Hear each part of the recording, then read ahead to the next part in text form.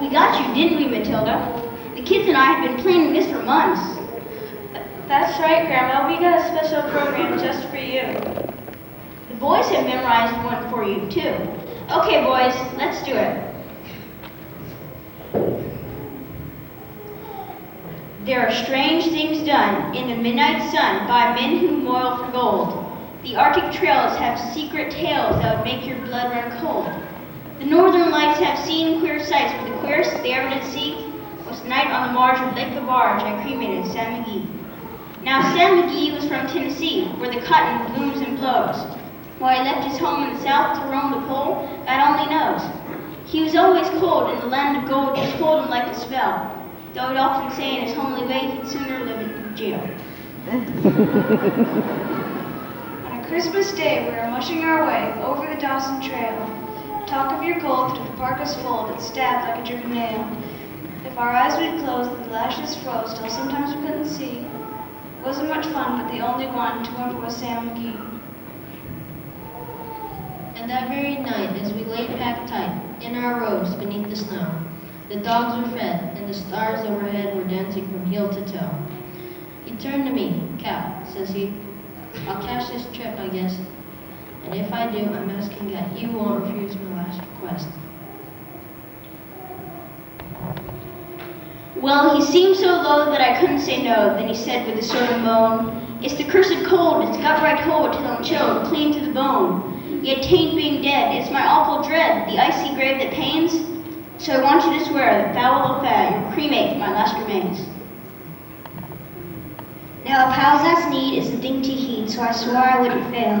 And we started on at shriek of dawn, but oh, he looked ghastly pale. And he crouched on the sleigh and raved all day of his home in Tennessee. And before nightfall, the corpse was all that was left of Sam McGee. There wasn't a breath in that land of death, and I hurried horror driven, with a corpse half hit that I couldn't get rid because of a promise given. It was lashed to a sled, and it seemed to say it may tax your brawn and brains, but a promise true, and it's up to you to cremate these last remains. Now a promise made is a debt unpaid, and the trail has its own star codes. And in the days to come, though my lips were dumb, in my heart I cursed that load. In the long, long night, by the lone firelight, while the huskies round in a ring out of their wolves stood homeless nose. Oh, how I loathe the thing. And every day that quiet place seemed too heavy and heavier to grow. And on I went till the dogs were spent and the grub was getting low. The trail was bad and I felt half dead, but I swore I would not give in. I'd often listen to that hateful thing as the harp of the lake ran. I came to the marge of Lake Labarge, and a derelict there lay. It was jammed with ice, but I saw it twice. It was called the Alice May. I looked at it, and then I thought of it. Then I looked at my frozen chum. And here, I said with a sudden cry, is my crematorium. Some planks I tore from the cabin floor and I lit the boiler fire. Some coal I found that was lying around and I heaped the fuel higher. The flames just soared and the furnace roared, such a blaze you seldom see. I bored a hole in the glowing coal and stuffed in Sam McGee. Then I made a hike, for I didn't like to hear him sizzle so. The heavens scowled and the huskies howled and the winds began to blow. It was icy cold, but the hot sweat rolled down my cheek and I don't know why. The greasy smoke in an inky cloak went streaking down the sky. I do not know how long we snore, rest was grisly fear, and the stars came out and they danced about. Here again I ventured near. I was sick with dread, but I bravely said, I'll just take a peek inside. He's probably cooked. It's time I looked. Then the door I opened wide. And there sat Sam, looking cool and calm, in the heart of the furnace roar. He wore a smile you could see a mile, and he said, please close that door. It's fine in here, but I greatly fear you'll let in the cold and storm. Since I left Plum Tree down in Tennessee, it's the first time I've been warm. There are strange things done in the midnight sun by men who moil for gold. The Arctic trails have secret tales that would make your blood run cold. The northern lights have seen queer sights, but the queerest they ever did see was the night on the marge of Lake Labarge I cremated Sam McGee. Children, and you shall hear of the midnight ride of Paul Revere. On the 18th of April in '75, hardly a man is now alive who remembers that famous day and year. He said to his friend, "If the British march by land or sea from the town tonight, hang a lantern aloft the belfry arch of the North Church Tower as a signal light. One if by land and two if by sea, and I on the opposite shore will be, ready to ride and spread the alarm through every Middlesex village and farm, for the country folk to be up and to arms." Then he said good night, and with muffled door silently rode to the Charlestown shore. Just as the moon rose over the bay, where swinging white on the moorings lay the Somerset British man of war, a phantom ship with each mast and spar, across the moon like a prison bar, a huge black hulk that was magnified by its own reflection in the tide. Meanwhile his friend through alley and street wanders and watches with eager ears, till in the silence around him he hears the muster of men at the barrack door, the sound of arms and the tramp of feet, and the measured tread of the grenadiers marching down to their boats on the shore. Then he climbed the tower of the old North Church, wooden stairs, stealthy tread, and belfry chambers overhead, and startled the pigeons from their perch on the sombre rafters round him made masses and moving shapes of shade. By the trembling ladder steep and tall to the highest window on the wall, when he paused to listen and looked down a moment on the roofs of the town, and moonlight flowing over all. Beneath in the churchyard lay the dead, and their night encampment on the hill, wrapped in silence so deep and still that he could hear like a sentinel's tread. The watchful night wind as it went, creeping along from tent to tent, and seeming to whisper, all is well. A moment only he feels the stealth of the place and the hour and the secret dread of the lonely belfry and the dead. For suddenly all his thoughts were bent on a shadowy something far away, where the river widens to meet the bay, on a line of black that bends and floats, on the rising tide like a bridge of boats. Meanwhile, impatient to mount and ride, booted and spurred with a heavy stride. On the opposite shore walked Paul Revere. Now he patted his horse's side. Now he gazed at the landscape far and near. Then impetuous stamped the earth, and turned and tightened his saddle girth. But mostly he watched with eager search the belfry tower of the Old North Church, as it rose above the graves on the hill, lonely and spectral, sombre and still. And lo, as he looked on the belfry's height, a glimmer, and then a gleam of light. He sprung to his saddle, his bridle he turned, but lingered and gazed until full on his sight a second lamp in the belfry burned. A hurry of hoofs in a village street, a shape in the moonlight, a bulk in the dark, and beneath from the pebbles passing a spark, struck out by the steed flying fearless and fleet, and that was all, and yet the gloom and the light, the fate of the nation was riding that night. The spark struck out by the steed in his flight, kindled the land and inflamed the sky's heat. He has left the village and mounted the steep, and beneath him, tranquil and broad and deep, is the mystic meeting of the ocean tides, and under the alders that skirt its edge, now soft on the sand, now loud on the ledge, is the tread of the steed as he rides. It was 12 by the village clock when he crossed the bridge into Medford town. He heard the crowing of the cock and the barking of the farmer's dog, and felt the dam of the river's fall that rises after the sun goes down. It was 1 by the village clock when he galloped into Lexington.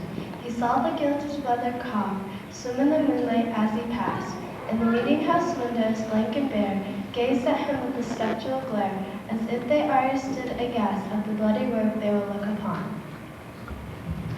It was 2 by the village clock when he came to the bridge in Concord town. He heard the bleating of the flock and the twitter of birds among the trees, and felt the breath of the morning breeze blowing over the meadows brown.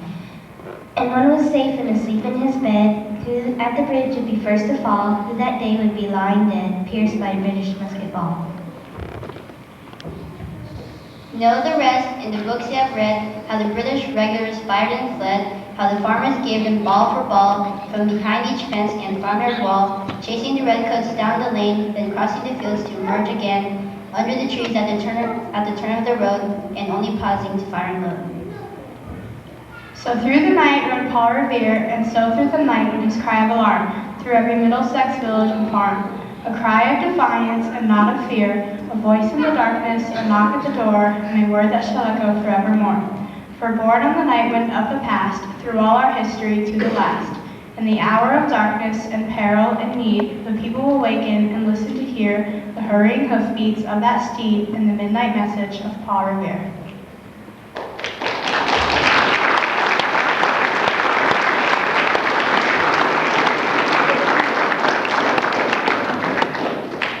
Now you do one, Grandma. Tell us one you learned when you were a little girl. I want to hear Spaghetti's Address. You mean Gettysburg. Some of the younger children may not know what that is. We'd better explain. I know. It's the famous speech President Abraham Lincoln gave after the big battle in the Civil War. Were you there, Grandma? No, dear, but my grandfather was, and he told me all about it. I memorized it when I was in the 6th grade. Please, Grandma.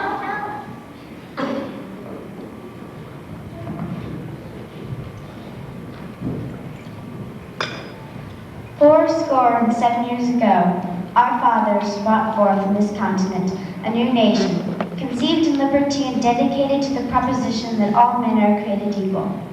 Now we are engaged in a great civil war as to whether that nation, or any nation, so conceived and so dedicated can long endure. We have met on a great battlefield of that war. We have come to dedicate a portion of that field as a final resting place for those that here gave their lives that that nation might live. It is altogether fitting and proper that we should do this, but in the larger sense we cannot dedicate, we cannot consecrate, we cannot hold this ground.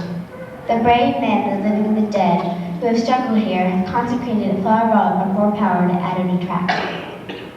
The world will no longer remember what we say here, but they will not forget what they did here. It is for us the living, rather to be dedicated to the unfinished work which they who fought here have thus far so nobly advanced.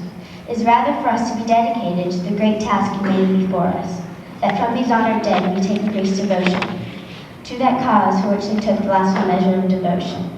And this nation, under God, shall have a new birth of freedom, and the government of the people, by the people, and for the people shall not perish.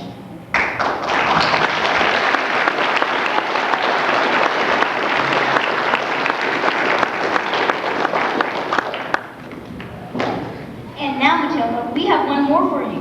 Casey at the bat.